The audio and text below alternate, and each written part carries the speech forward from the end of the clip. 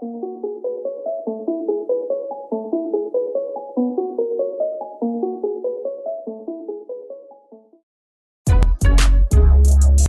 people reviews stuff. They also say this product is the price is quite good.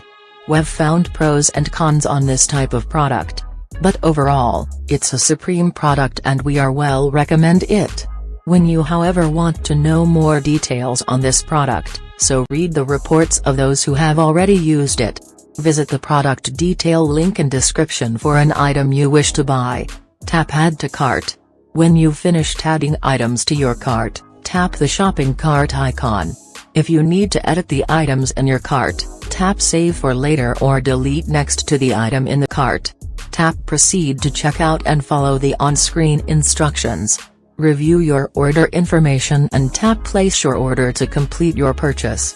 You'll see an order confirmation screen when your purchase has been completed.